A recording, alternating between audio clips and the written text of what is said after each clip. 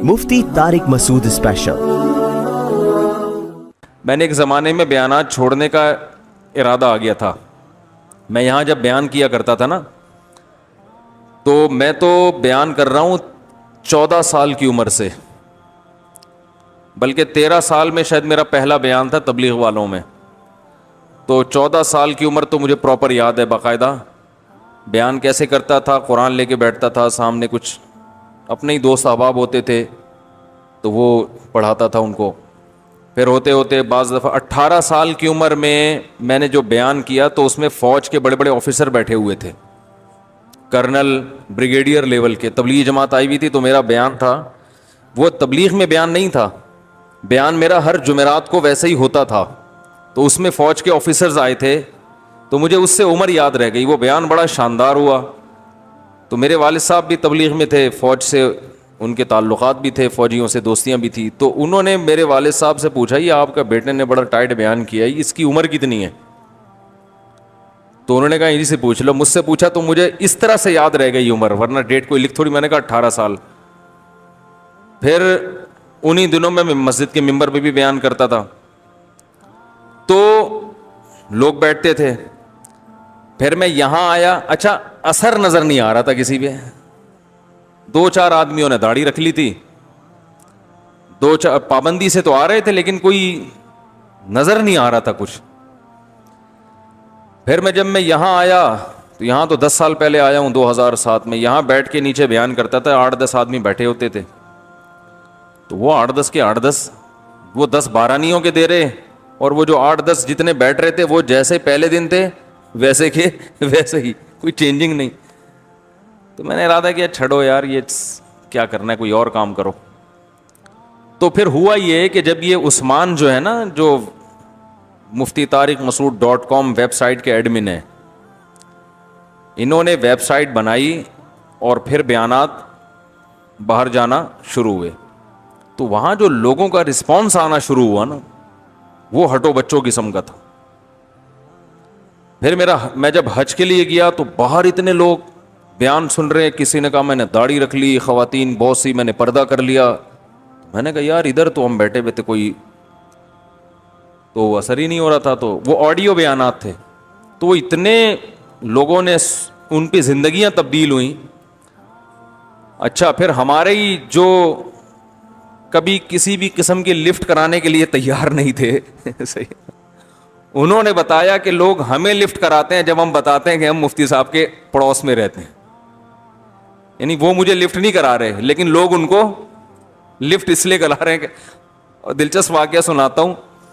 میں جہاں کرائے پہ رہتا تھا نا، ابھی تو گھر میں نے چینج کر لیا، تو جو ہمارے مالک مکان تھا ان کے بیٹے نے کبھی مجھے نہیں یاد پڑتا سلام بھی کیا ہو کہ جی مفتی صاحب السلام علیکم، بس کرایہ لیا، پتلی گلی سے نکلے۔ اس کی کہیں جاب لگ گئی ملیشیا میں، ملیشیا سے اس کا آنا ہوا تو اسپیشل مجھ سے ملنے کے لیے آیا گھر کے اندر کہ آپ سے ملاقات کرنی، حالانکہ وہ اوپر والے پورشن میں مالک مکان، نیچے ہم، اتنا قریب کبھی ملاقات کے لیے نہیں آیا۔ تو اسپیشل ملنے کے لیے آپ سے ملاقات، میں نے کہا جی بیٹھیں گھر میں، چائے ہوئے، خیریت؟ کہہ رہے یار میں ملیشیا گیا، لوگ مجھے بتا رہے تھے ان کا بیان سنا کرو ٹھیک ہے، ملیشیا گیا تو وہاں لوگ کہہ رہے تھے ان کا بیان سنا کر۔ تو میں نے کہا یہ تو ہمارے کرایہ دار ہیں بھائی۔ تو کہہ رہے پھر مجھے خیال ہوا کہ تھوڑا سا آپ سے سلام دعا کر لینی چاہیے، سمجھ رہے ہیں؟ اصل میں ہر آدمی میں ہر چیز کو سمجھنے کی صلاحیت نہیں ہوتی۔ بعض اب آپ جس پہ محنت کر رہے ہوتے ہو وہ سمجھ ہی نہیں رہا ہوتا کہ بندہ بول کیا رہا ہے۔ تو جب آپ کی بات پھیلتی ہے نا تو بہت، دیکھو مجھے یہ مثال تو نہیں دینی چاہیے، میری کیا اوقات۔ آپ صلی اللہ علیہ وسلم نے مکہ میں جب دعوت دی تو پبلک کی سمجھ میں نہیں آ رہا تھا، مدینہ والوں کو دعوت دی نہیں لیکن سمجھ میں آ گیا، وہ چھپ چھپ کے آپ کے ہاتھ پہ آ کے بیعت ہونے لگے اور کہنے لگے آپ ہمارے یہاں آ جائیں ہجرت کر کے، حالانکہ ان کو نبی صلی اللہ علیہ وسلم نے دعوت دی نہیں۔ تو وہی بات ہے نا، حدیث میں آتا ہے رب مبلغین او عام سامع، جس کو بات پہنچائی جا رہی ہے بعض دفعہ اس میں اتنی صلاحیت نہیں ہوتی، اس لیے نبی نے فرمایا بات آگے پھیلا دو, اگلے میں اس سے زیادہ صلاحیت, وہ سمجھ جاتا ہے کہ یہ مولانا صاحب کہنا کیا چاہ رہے ہیں. میں جب بیان کرتا لوگ کیا شادی لگا کے رکھی ہوئی ہے, کیا شادی لگا کے رکھی ہوئی. اب جن کی سمجھ میں یہ شادی کا فلسفہ آ گیا نا, کہہ رہے ہیں یار مولانا صاحب نے بات کیا کی ہے, بہت خاندانی, یہ تو ایسا, اس کے نہ کرنے کے تو نقصانات بہت زیادہ ہیں, یہ تو تباہی ہے اگر اس کو پروموٹ نہیں کرتے. جن کی سمجھ میں آ گیا, نہیں آیا وہ اب بھی اعتراض کرتے رہتے ہیں. تو بھائی آپ کبھی ہمارے پاس آ کے بیٹھ کے جو سنانا ہے سنائیں, پھر جب ہماری سنیں گے تو آپ کو پتہ چلے گا مفتی صاحب جو ممبر پہ بیٹھ کے شادیوں کی باتیں کرتے ہیں پورے کانفیڈنس کے ساتھ, پوری ذمہ داری کے ساتھ, تجربوں کے بعد, مشاہدے کے بعد, قرآن و حدیث کی نصوص سامنے رکھنے کے بعد, اور ان دلائل کا جواب کسی کے باپ کے پاس نہیں ہے. سمجھ رہے ہو؟ ایسے نہیں کہ منہ دھویا اٹھ کے ممبر پہ بیٹھ کے شادی شروع کر دی. دلائل ہیں دلائل, صحیح ہے نا. تو اب یہ کہ اس کا کلپ اٹھا کے مفتی صاحب کو بھیج دو, فلانے کا بیان اٹھا کے دیکھو یہ مفتی صاحب کا دماغ سیٹ ہو جائے, تو اللہ کا شکر ہے الحمدللہ, بڑی باتیں نہیں کرتے, ہمارا دماغ اللہ کا شکر ہے سیٹ ہے. سمجھتے ہو کہ نہیں سمجھتے؟ تو یہاں بیٹھ کے پھینکنے کے لیے نہیں بیٹھے. تو ہمارے جو دلائل ہیں, جو بھی میں دعویٰ کر رہا ہوں نا, جتنے دعوے میں نے کیے ہیں کر رہا ہوں, میں نہیں کہہ رہا کہ انسان سے غلطی نہیں ہو سکتی. ان دعووں کے پیچھے ایک بہت مضبوط دلیل ہوتی ہے, کمزور نہیں ہوتی, بہت مضبوط. ہاں یہ ضرور ہے کہ ہر دلیل ہر بیان میں نہیں آتی, کیونکہ ہر دفعہ دعوے کے بعد پورے دلائل ہو تو پورا بیان ایک ہی ٹاپک پر ہوتا چلا جائے گا. تو یہ جو میں 4 شادیوں پہ چیخ رہا ہوں, 2 3 شادیاں کرو, یہ مذاق نہیں کر رہا. یہ جو میں باتیں کرتا ہوں نا 2 3 یہ مذاق نہیں کر رہا. اس سے جو تباہیاں پھیل رہی ہیں نا نکاح نہ کرنے سے, وہ تباہیاں اگر علماء دیکھ لیں تو میں سمجھتا ہوں ڈنڈے لے کے شادیاں کرانا شروع کر دیں. آپ لوگوں کی ڈنڈوں سے مار کے کرائیں. جتنی ہمارے معاشرے میں جو تباہی پھیل رہی ہے نا, میں نہیں کہہ رہا ہر چیز کے پیچھے اس فلسفے کا ہاتھ ہے, نہ. اگر آپ غور کریں گے نا 80% معاشرے میں تباہی صرف دیر سے نکاح اور ایک بیوی پر اکتفا کا نتیجہ ہے. 80%. بہت کچھ ہے جس کی 4 6 بیٹیاں ہیں, بینکوں سے سود لے رہا ہے, وہ حج نہیں کر رہا. آپ اس کو 100 دفعہ بولو حج کرو, بولے بھائی میں 4 پلاٹ بیچ کے حج کرنے جاؤں گا تو بیٹیوں کی شادی تمہارا باپ کرے گا؟ اس کا کسی مفتی کے پاس کوئی جواب بولو بھائی نہیں ہے, کسی کے پاس جواب نہیں ہے. ایک مولانا صاحب نے مسئلہ بتایا مفتی صاحب نے ممبر پہ کہ اگر آپ کے پاس پلاٹ ہے تو آپ پہ حج کرنا فرض ہے, بیٹی کی شادی پہ بیٹی کو جہیز دینا واجب. بھائی جہیز تو کوئی ضروری چیز تھوڑی ہے, تو پلاٹ پہ آپ کو حج کرنا فرض ہے. مسئلہ بھی کتابوں میں یہی لکھا ہوا ہے. میں نے کہا حضرت جہیز دینا یقیناً فرض نہیں ہے, غیر شرعی رسم ہے, لیکن ایک باپ کو معلوم ہے کہ میں پلاٹ بیچ کے حج کرنے جاؤں گا, میری بیٹی کی پہلے ہی شادی نہیں ہو رہی, تو ایک جو شادی کی امید تھی کہ کمبخت داماد کا منہ بند کر دیا جائے جہیز دے کے, وہ آپشن بھی آپ نے کیا کر دیا, ختم. تو یا تو اس کا کہیں رشتہ کرا دیں آپ فری پھوکٹ میں بغیر جہیز کے, یا پھر مسئلے کو تبدیل کر لیں. نہیں یاری بات میرا خیال ہے گراؤنڈ ریئلٹی کو دیکھ کے جو بات کی جاتی ہے وہ الگ ہوتی ہے, صرف کتابوں میں دیکھ کے جو بات کی جاتی ہے وہ الگ ہوتی ہے. اب آپ کہہ سکتے ہیں اس کا مطلب کتابوں میں جو مسئلہ لکھا مسئلہ ہی چینج ہو گیا. یعنی مسئلہ تو کتابوں میں لکھا ہے کہ کسی کے بعد کے پاس اضافی پراپرٹی ہے, رہنے کے مکان کی بات نہیں ہو رہی, الگ سے ایک پلاٹ رکھا ہوا ہے اور حج کی درخواستیں جانا شروع ہو گئی, تو ایسے آدمی پہ حج کرنا فرض. اتنے کے پلاٹوں کے حج ہو سکتا ہو. مسئلہ تو یہی ہے, مسئلہ چینج نہیں ہوگا. لیکن آپ پبلک کو جب یہ مسئلہ بتاؤ گے تو لوگ یہ کہیں گے, اور یہ مشاہدہ ہے کہ جب آپ یہ مسئلہ بتاتے ہیں نا تو جس کی 2 4 بیٹیاں ہیں وہ کہتے ہیں بھائی یہ پریکٹیکلی یہ ممکن نہیں ہے, حج کرنے چلے گا یہ ان کا ہوگا کیا. اب علماء اس کا جواب دیتے ہیں اللہ پہ توکل کرو, اللہ بہت بڑا ہے. علماء اس کا کیا جواب دیں گے؟ عام طور پر جو جواب دیتے ہیں, بھائی 4 بیٹیاں شادی کرنے والا کون ہے؟ اللہ ہے. اللہ پہ توکل اس وقت ہوتا ہے جب اللہ کے حکم کو پورا کیا جائے. نہیں یار یہ بات یار کیا کریں یار, اللہ کے سسٹم کو پورا فالو کریں گے پھر اللہ پہ توکل کریں گے. اللہ نے کہا ان 4 بیٹیوں کی شادی یہ ضروری نہیں ہے کہ کسی کنوارے سے کراؤں میں, دوسری کے لیے ایگری ہوگے تو ہو جائے گی, ورنہ میری کوئی ذمہ داری نہیں ہے, کیونکہ میں نے مرد کو زیادہ نکاح کی اجازت اس لیے دی ہے کہ میں عورتیں اسی حساب سے پیدا کروں گا. اب اگر تم ایک ایک کر کے بیٹھ گئے ہو تو یہ تمہاری ٹینشن ہے, یہ میرا قصور نہیں ہے, پھر کوئی گارنٹی نہیں ہے, کوئی نہیں ہوگی شادی, بیٹھے رہو, زندگیاں سڑا دو اپنی, بوڑھے ہو جاؤ, مر جاؤ. کیا کریں یار, آپ پولیس میں ہیں نا امریکہ کی, ابھی بھی ہیں, تو امریکی پولیس بلائیں یار, فون کریں. نہیں آئے گی سمجھ میں بھائی, چیخ رہے ہیں ہم 15 سال سے چیخ رہے ہیں, سمجھ میں ہی نہیں آ رہا لوگوں کے کہ یہ بندہ بول کیا رہا ہے, اس کو ہلکا لے رہے ہیں. بتاؤ بیٹی کی پیدائش عذاب جان بن گئی ہے کہ نہیں بن گئی ہے؟ اوپر اوپر سے خوش ہو رہے ہیں, بچی پیدا ہوئی, اندر سے جو ہے نا لاوا پکڑا ہوتا ہے, رو رہے ہوتے ہیں. میں نے دیکھا ہے روتے ہوئے لوگوں کو. ایک ایک بچی مصیبت بن گئی ہے بھائی. فون صبح سے شام ہمارے پاس آتے ہیں, کتنے لوگوں کے پاس آتے ہیں, یار بیٹی یہ شادی نہیں ہو رہی, بیٹی یہ شادی نہیں ہو رہی. شکل دیکھ ہر ایک کو چاہیے حسن, بہت خوبصورت, کیوں چاہیے؟ اسے پتا ہے مل جائے گی. سمجھ میں ہر یہ بات اتنی ہے, ہول سیل کے حساب سے اپنی مرضی کی مجھے مل جائے گی.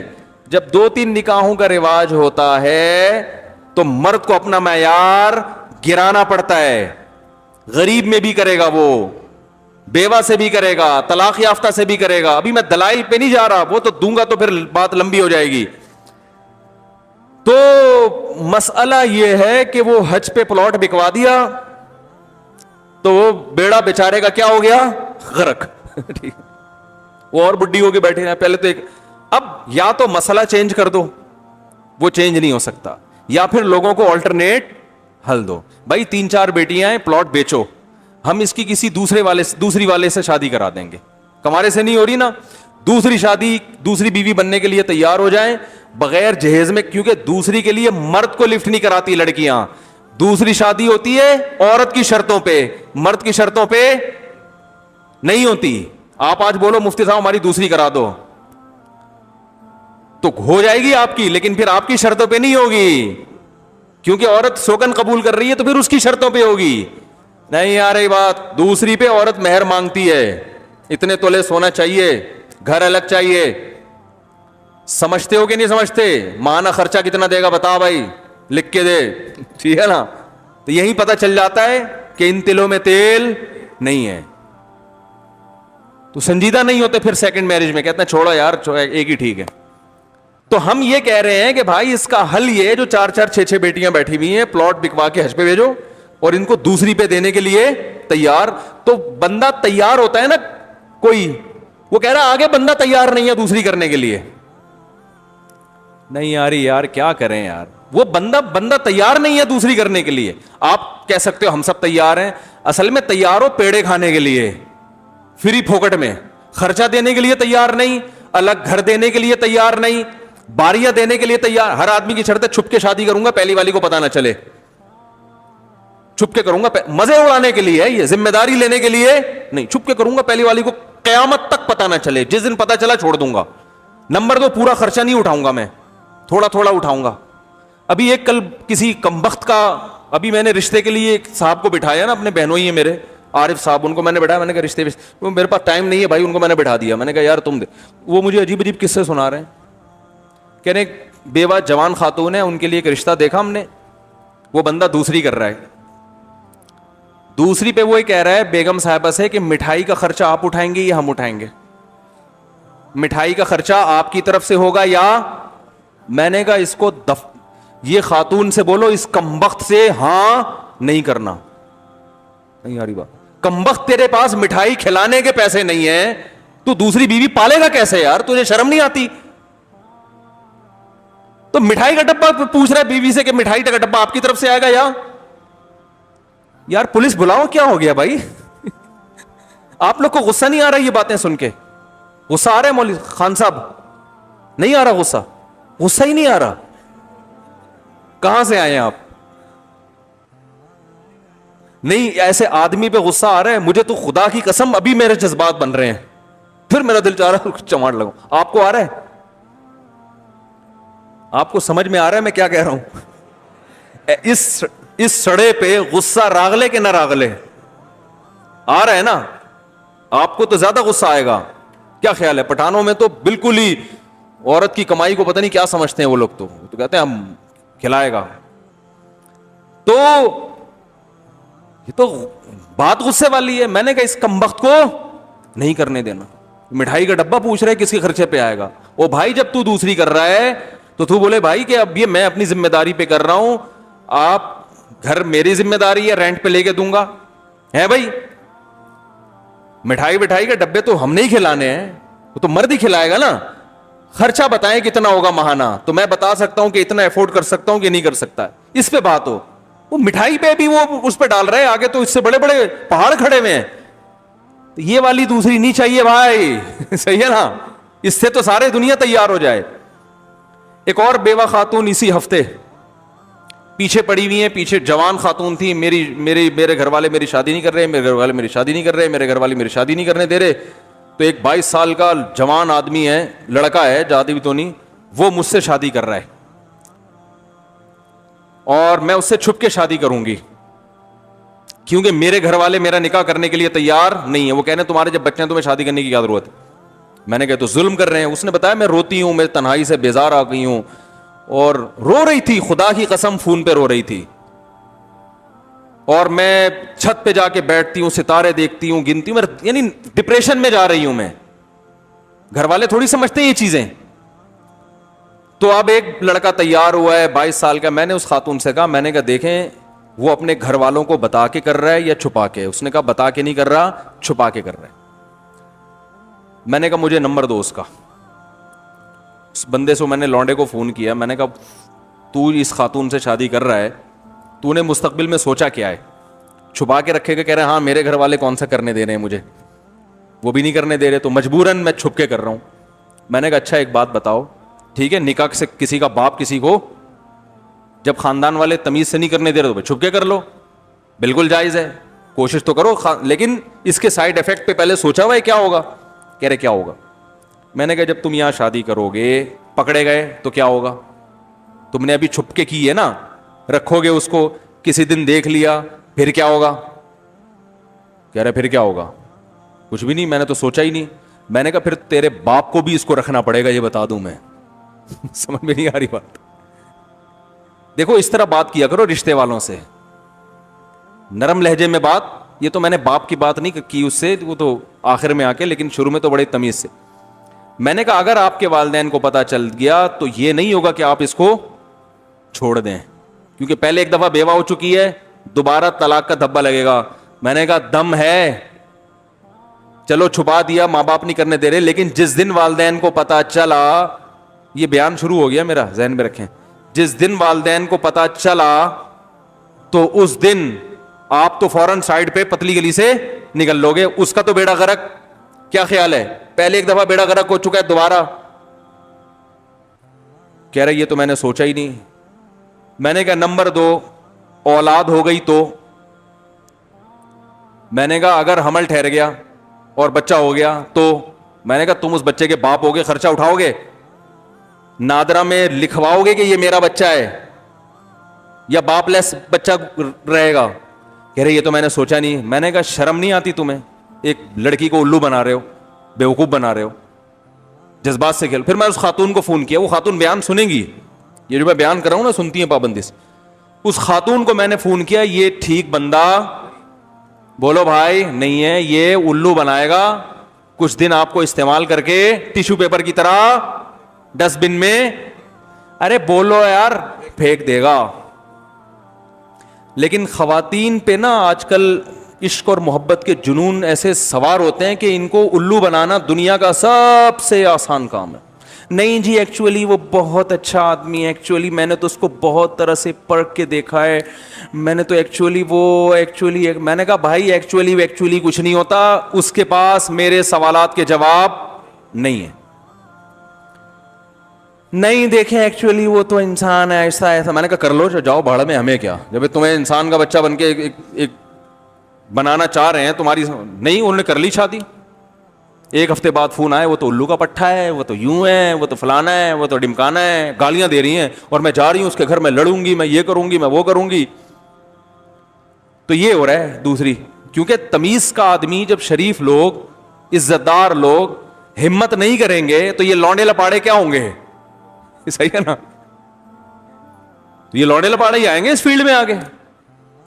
تو اب مجھے ایک بات بتاؤ, کسی عالم کے پاس, کسی مفتی کے پاس اس جیسی لاکھوں بیوہ عورتوں کا کوئی حل ہے جو یہ کہتے ہیں نہیں ایکچولی دوسری میں تو بڑے مسائل ہیں, بڑے خرچے اور بڑی نہیں اس زمانے میں نہیں کرنی چاہیے. اس کا مطلب ان عورتوں کا بیڑا غرق کر رہے ہیں, اور ایسی بہت سی کنواریاں بھی ہیں.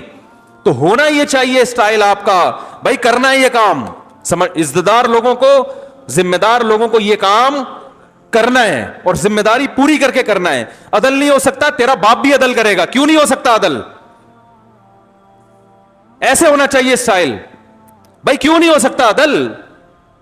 جو تجھے کیڈو پہاڑی پہ بولو تو چڑھ کے آ جائے گا, کیڈو پہاڑی پہ چڑھ جائے گا. یہ تجھے بولو ویلیاں لگا لو, لگا لے گا کہ نہیں لگا لے؟ کتنے کو سر پھٹ چکے ہیں پھر بھی ویلیاں لگاتے ہیں. اسے بولو یہ کر لو, یہ کر لے گا. سارے بڑے بڑے کام تو اس سیاست میں کھڑے ہو جاؤ, کھڑا ہو جائے گا. یہ سارے کام نوجوان سے کرواؤ جس کے لیے بڑی ہمت چاہیے, یہ کرنے کے لیے تیار ہے. دوسری شادی کی بات آئے گی تو بجائے ہمت بڑھانے کے ہمت گھٹائی جاتی ہے. ہمت دلانی چاہیے, بھائی کر یار, کسی بیوہ کو, کسی طلاق یافتہ کو سہارا دے, ثواب ہے. ڈنکے کی چوٹ پہ کر, ایسی کی تیسی, جس نے جو اکاڑنا ہے اکاڑ لے. کر ایسے یار, اللہ مدد کرے گا. نکاح کرنے والے کی مدد کا کس نے وعدہ کیا ہے؟ اللہ نے. ایسی کی تیسی دیکھا جائے گا یار, دیکھتے ہیں کسی کے باپ میں دم میں روک کے دکھائے. کل تیری بیٹیوں کو بھی ضرورت پڑ سکتی ہے, تیری بہنوں کو بھی ضرورت پڑ سکتی ہے. ایسے اسٹائل کیا ہونا چاہیے؟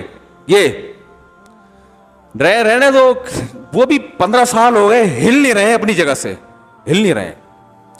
تو پھر وہی ممی ڈیڈی کا اسٹائل ہے یار, ایکچولی یوں. تو بیٹھے رہو پھر آرام سے, قوم کی عورتوں کا بیڑا غرق کر دو. اور یہ صرف قوم کی عورتوں میں تمہاری اپنی بیٹیاں بھی داخل ہیں, یہ بتا دوں میں, وہ بھی داخل ہیں.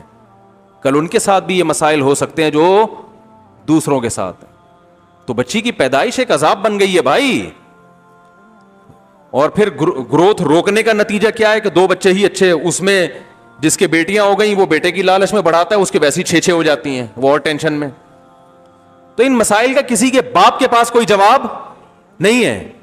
سمجھ میں نہیں آ رہی میرا خیال ہے بات. تو یہ باتیں میں کرتا تھا, لوگ کہتے تھے پاگل ہو گیا ہے. اب شکر ہے بہت سے سمجھدار لوگ بھی سن رہے ہیں, کہہ رہے ہیں یار well done, keep it up مفتی صاحب, بالکل خاندانی, جانے دو. سمجھتے ہو تو کہاں سے کہاں بات چلی تھی. تو میں یہ کہہ رہا تھا, مجھے جو موٹیویٹ کیا ہے یا موٹیویشن ملی ہے وہ لوگوں کے کمنٹس پڑھتا ہوں میں پابندی سے. جو نیگیٹو کمنٹس ہوتے ہیں وہ بھی پڑھتا ہوں, اس سے اپنی اصلاح کا موقع ملتا ہے کہ یار یہ بات غلط ہو گئی, آئندہ صحیح کر لو. میں تو علماء سے کہتا ہوں اپنے بیان ذرا یوٹیوب پہ ڈالو, پھر پتہ چلے گا کتنے پانی میں ہو. ٹھیک ہے نا, کیونکہ مریدین جو آپ کے دائیں بائیں بیٹھے ہیں نا, وہ آپ کی ہر الٹی سیدھی چیز کو بھی کیا کہہ رہے ہوتے ہیں, well done, keep it up, حضرت جی ویل ڈن. وہ چونکہ حضرت جی سمجھتے ہیں آپ, جب اوپن بیان جائے گا نا تو پھر یوٹیوب پہ کچھ حضرت جی سمجھیں گے, کچھ نیوٹرل ہوتے ہیں, کچھ آپ کے اگینسٹ ہوتے ہیں. وہ جو کمنٹس آتے ہیں نا وہ ہوتے ہیں بیلنس ہوتا ہے, پتہ چلتا ہے آپ کدھر جا رہے ہو. تو خیر کہاں سے کہاں بات چلی گئی بھائی. تو یہ بھی تفسیر کے جو لیکچر میرا چلا ہے نا, اس میں بھی ماشاءاللہ جب لوگوں کے کمنٹس آئے, اور ابھی دیکھو رزلٹ ماشاءاللہ 70 لوگوں نے 100 نمبر لیے. ان میں بہت سے 99 والے ہیں جن کے ہم نے نام لیے ہی نہیں, بہت سے 98 نمبر. تو ایک تسلی ملتی ہے کہ الحمدللہ کام بولا بھائی ہو رہا ہے. تو اللہ مرنے سے پہلے کچھ دین کا کام لے لے.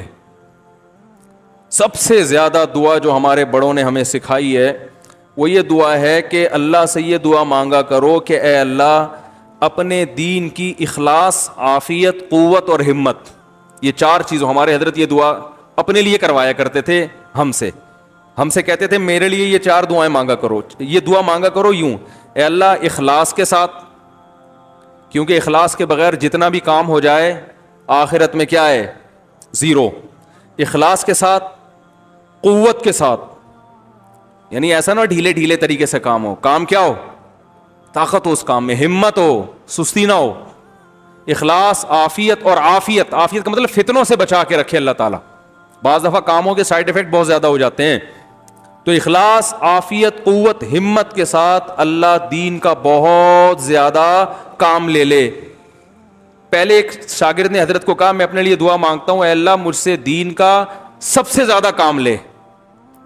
تو حضرت نے فرمایا یہ آپ اپنے لیے دعا مانگ رہے ہو, دوسروں کے لیے بد دعا, یعنی دوسرے علماء آپ سے کم کام لیں, ٹھیک ہے نا. تو الفاظ یہ مناسب نہیں ہے. تو یوں دعا مانگا کرو کہ اللہ اخلاص, عافیت, قوت, ہمت کے ساتھ دین کا بہت زیادہ کام لے لے. سمجھ میں نہیں آ رہی میرے خیال ہے بات. تو سب سے زیادہ کے بجائے کیا کہنا چاہیے؟ بہت زیادہ کام لے لے. اور ایسا کام لے, پھر اگلی دعا کے الفاظ کیا ہیں؟ ان کاموں کو میرے لیے, میرے والدین کے لیے, میرے اکابر اور اساتذہ کے لیے, قیامت تک کے لیے صدقہ جاریہ بنا دے. یعنی کام ایسا ہو کہ اس کا اثر قیامت تک جاری رہے. جیسے ہمارے شیخ مفتی رشید احمد صاحب کے لیے ہم یہ دعا ان کی زندگی بھی مانگا کرتے تھے, اب بھی. تو انہوں نے ایسے کام چھوڑے ہیں, ایسے بندے تیار کیے اور ایسے ادارے کہ ہمیں اللہ کی رحمت سے امید ہے کہ وہ ادارے قیامت تک افراد پیدا کرتے رہیں گے جو ہمارے شیخ کے لیے صدقہ جاریہ بنے گا, حضرت کے والدین کے لیے بھی, کیونکہ حضرت کو مدرسے میں ڈالنے والے, تربیت کرنے والے ان کے والدین تھے نا. تو یہ جو پودا لگایا یہ تو والدین نے لگایا نا, اور حضرت کے اساتذہ جنہوں نے ان پر محنت کر کے ان کو حضرت بنایا, تو ان سب کا حصہ ہے نا اس میں. تو ہم تو دیکھتے ہیں کہ حضرت کے حق میں یہ دعا الحمدللہ قبول ہوتی ہوئی نظر آ رہی ہے. تو ہم اپنے لیے بھی اور آپ سے بھی کہتے ہیں بھائی کوئی بھی عمرہ کرنے جاتا ہے, حج کرنے جاتا ہے, مفتی صاحب آپ کے لیے کیا دعا کروں؟ میں کہتا ہوں وہ 4 شادیاں ہوتی ہیں, مذاق کر رہا ہوتا ہوں کہ میری 4تھی شادی دنیا کی سب سے بڑی تمنا ہے. وہ مذاق ہے, اس پہ بھی لوگوں نے کلپ بنا کے نا اس کا بھی مذاق بنا لیا ہے. تمنا تو ہے, وہ تو اتنا بھی مذاق نہیں ہے کہ اس کی کوئی ویلیو نہیں ہے, ایسا نہ آپ سیریس ہو جائیں. تو لیکن وہ کوئی اتنا اہم مسئلہ نہیں ہے. اصل مسئلہ میرا جو ہماری جو کوئی حج پہ جاتا ہے, عمرے پہ جاتا ہے, مفتی صاحب دعا کریں, دعا کیا کرنی ہے آپ کے لیے؟ تو میں اسے ایک دعا کا کہتا ہوں بھائی میرے لیے دعا کرو, اللہ مجھ سے اخلاص کے ساتھ, عافیت, قوت اور ہمت کے ساتھ اپنی مرضی کے مطابق, یہ میں کہنا بھول گیا تھا, دین کا خوب کام لے لے, اور اس کام کو میرے لیے, میرے والدین کے لیے اور میرے جو مشائخ اور اساتذہ ہیں ان کے لیے اللہ قیامت تک کے لیے اسے صدقہ جاریہ. یہ اگر دعا قبول ہو گئی تو ہٹو بچوں ہو گیا کام. تو کیا ہو گیا بھائی؟ ہماری زندگی کا مقصد کیا ہو گیا؟ حاصل ہو گیا. اور یہ دعا قبول نہیں ہوئی تو بھائی پیسہ تو زرداری سے زیادہ ہم کما نہیں سکتے. کیا خیال ہے؟ حکومت زرداری سے بہتر ہماری 5 سال ایسے صدر بنے حضرت کہ کوئی خطرہ نہیں تھا, ورنہ جو بھی بنا ہے دوسرے نے ٹانگیں کھینچنے کی کوشش کی. 5 سال پاکستان کے پہلے کامیاب صدر اور شاید آخری بھی ہوں. کیا خیال ہے؟ اللہ نے پیسہ بھی دیا اور اللہ نے حکومت بھی ٹائٹ دی. چلو زرداری صاحب کو چھوڑو, آپ آ جاؤ قارون کی طرف. قارون سے زیادہ ہم پیسہ نہیں کما سکتے, فرعون سے طاقتور حکومت ہم بنا نہیں سکتے. تو آپ میرے لیے اگر دعا مانگ لیں گے اللہ مفتی صاحب کو اتنا پیسہ جتنا قارون کو ملا, تو قارون ہنسے گا, بھائی میں نے کیا کر لیا اس پیسے سے, میں مر گیا, تم بھی کیا ہوگا مفتی صاحب پتلی گلی سے نکل لو گے, ٹھیک ہے نا. تو قارون کو نہ ہنسائیں. اور اگر ہم آپ سے یہ کہیں یار دعا کرو مفتی صاحب کہ مفتی صاحب کو ایسی حکومت مل جائے, لوگ کہتے ہیں نا مفتی صاحب آپ کا یہ فائدہ ہوا تو کیا چاہیے, میں کہتا ہوں وہ دعا چاہیے. اب میں دعا کے بولوں یار ایسی دعا کرو کہ فرعون جیسی حکومت مل جائے, اتنی پاورفل, تو فرعون ہنسے گا, ابے مجھے مل گئی, وہ حکومت ہی میرے گلے پڑ گئی تھی, نہ ملتی تو شاید جنت میں چلا جاتا. تو بھائی نہ حکومت مقصد ہے نہ دولت, مقصد نہیں ہونا چاہیے.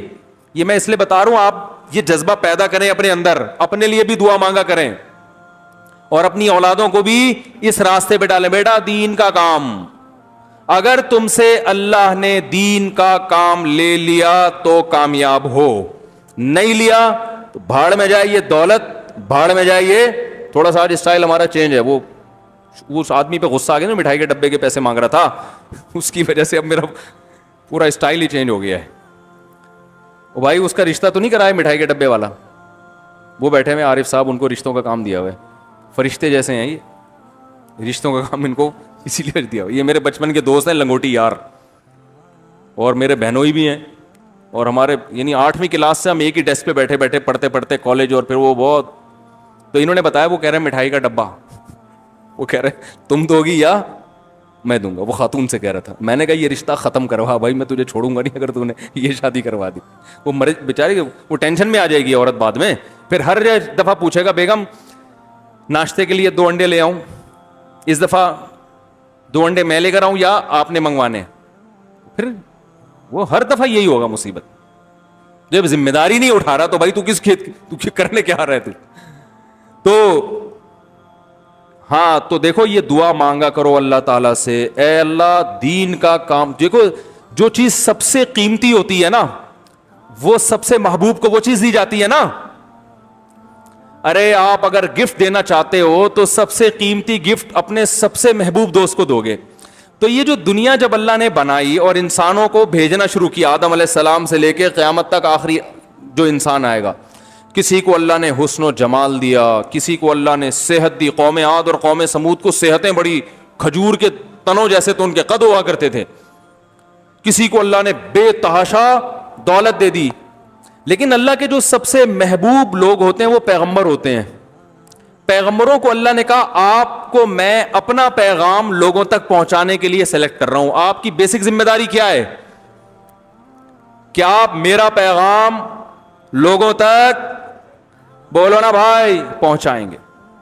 اور اس میں آپ جو پیغام پہنچائیں گے اس میں پیغام پہنچانا بھی آپ کی ذمہ داری، اس پیغام پہنچا کے اس پہ موٹیویٹ کرنا کہ اس پیغام کو قبول کرنے کے لیے لوگ تیار ہوں عملاً، یہ بھی کس کی ذمہ داری؟ بولو نا، آپ کی. یعنی ان کو تبھی نبی صلی اللہ علیہ وسلم نے فضائل بھی بتائے نا ہمیں اعمال کے. یتیم کی کفالت کا یہ ثواب، پیغام پہنچایا، یتیم کی کفالت پہ اللہ خوش ہوتا ہے. موٹیویٹ کیا مختلف طریقوں سے، خود یتیم کو پالا آپ صلی اللہ علیہ وسلم نے، بیوہ عورت سے نکاح کر کے یتیم بچے پالے. یہ کیا کر رہے ہیں؟ موٹیویٹ کر رہے ہیں اور وعیدیں سنا رہے ہیں کہ یہ عذاب ہے اور یہ ثواب ہے. تو یعنی عمل پہ ابھارنا بھی پیغمبر کی ذمہ داری. اور تیسری ذمہ داری قانون بتانا کہ یہ حلال ہے اور یہ حرام. تو علماء کی 3 ہی ذمہ داریاں ہوتی ہیں. اللہ کا قانون بیسک تو 2 بنتی ہیں، اللہ کا قانون بتانا کہ یہ حلال ہے یہ حرام، اور اس قانون پہ کیا کرنا؟ موٹیویٹ کرنا. اس موٹیویشن میں جو اعتراضات ہیں اہل باطل کے، ان کے جوابات بھی آ گئے. جو اسلام پر اعتراضات ہوتے ہیں، مسائل پر اعتراض، وہ سب چیزیں. تو دیکھو جس کو یہ صفت حاصل ہو گئی نا، تو یہ اس سے بڑی خدا کی قسم کامیابی کوئی نہیں ہے، کیونکہ یہ کام اللہ پیغمبروں سے لیتا ہے. پیغمبروں سے. سمجھتے ہو کہ نہیں سمجھتے؟ تو اب کیا ہے کہ پیغمبروں سے اللہ کو محبت سب سے زیادہ، لہذا پیغمبروں میں قدر مشترک کیا ہے کہ اللہ کا پیغام پہنچائیں گے بھی اور اس پہ لوگوں کو کھڑا کرنے کی کوشش بھی کریں گے. صرف پہنچائیں گے نہیں، پہنچانا ہوتا نا تو ایسے پڑھ کے چلے جاتے، بھائی یہ بھی ہے یہ بھی ہے، قانون کی کتاب ہے یہ پڑھ لینا خود ہی جا کے. کو موٹیویٹ کرنا بھی. اب پیسہ یہ اللہ کی نظر میں اس کی ویلیو نہیں ہے، یہ کبھی دیا بھی جائے گا کبھی نہیں بھی. نبی صلی اللہ علیہ وسلم کو نہیں دیا، 40 دن گھر میں چولہا جلتا ہی نہیں ہے. سلیمان علیہ السلام کو بے تحاشا دے دیا، اتنا دے دیا کہ اللہ نے اعلان کر دیا کہ سلیمان کو جتنی دولت ملی اور حکومت ملی، قیامت تک کسی کو نہ اتنی دولت ملے گی نہ ایسی حکومت. دونوں اللہ کے پیغمبر ہیں، ایک کو غربت میں رکھا جا رہا ہے اور ایک کو دولت میں. تو اس میں اللہ نے بتا دیا کہ میری نظر میں دولت اور حکومت یہ سیکنڈری ہے، یہ ثانوی چیز ہے، اصل چیز ہے مقصد کو فوکس کرنا. آپ صلی اللہ علیہ وسلم نے غربت میں اپنے مقصد کو پورا کیا، دعوت کا کام، اور سلیمان علیہ السلام نے دولت کے ہوتے ہوئے اپنے مقصد کو پورا کیا. ان کے بارے میں بھی اللہ نے فرمایا نعم العبد، کیا خوب بندہ تھا سلیمان. حالانکہ بادشاہت بھی تھی اور ایسا جاہو جلال، لباس شاہانہ، تاج شاہانہ، تخت ایسا شاہی تھا نا سلیمان علیہ السلام کا کہ ہم اور آپ ہوتے اور سلیمان علیہ السلام کا تخت دیکھتے تو ہم بولتے کہ یہ جیسے آج کچھ اچھی گاڑی میں لوگ علماء کو دیکھیں نا تو کہتے ہیں فضول خرچی ہے. تو میں کہتا ہوں یہ سلیمان علیہ السلام کو تخت پہ دیکھ لیتے تو کیا کہتے یہ، کیونکہ اس پہ تو ہیرے جواہرات جڑے ہوئے تھے. ملکہ سبا آئی حیران ہو رہی ہے ایسا تخت تو اتنی ترقی کے باوجود ہم بھی نہیں بنا سکے. تو آپ تو کہتے ہو فضول خرچی ہے. سلیمان علیہ السلام کہتے ہیں غریب آدمی اس وقت ایسی ہی بات کرتا ہے. سلیمان علیہ السلام کہتے ہیں یہ تم نہیں کہہ رہے، یہ کون کہہ رہا ہے؟ تمہاری غربت. ٹھیک ہے نا، پیسے نہیں ہے تو پھر ایسی باتیں ہی اچھی لگتی ہیں. اب پیسہ ہے تو بھائی ہیرے جواہرات بھی ہوں گے. کیا خیال ہے بھائی؟ تو بھائی جس عالم کے پاس پیسہ ہے وہ لینڈ کروزر میں گھومے، آپ کو کیا تکلیف ہے؟ نہیں ہے تو رکشے میں جائے، چنچی میں جائے تو بھی کوئی اعتراض نہیں ہے. ہمارے نبی صلی اللہ علیہ وسلم نے گدھے پہ سواری فرمائی ہے. سلیمان علیہ السلام ہواؤں پہ عالی شان تخت پہ, تو نہ وہ عمل برا نہ یہ عمل برا. ان کے پاس پیسہ تھا, انہوں نے عالی شان تختوں پہ سفر کیا. ہمارے نبی کو اللہ نے خود, آپ نے غربت مانگی, مجھے نہیں پیسہ چاہیے, مجھے غربت چاہیے, تو اللہ نے کہا ٹھیک ہے آپ کو. تو اللہ کی نظر میں اس کی ویلیو نہ غربت کی نہ دولت کی ویلیو نہیں ہے. یہ تو سب ان سے بھی چھن گئی سلیمان علیہ السلام سے. کیا خیال ہے بھائی؟ اور ہمارے نبی اسی غربت میں دنیا سے چلے گئے.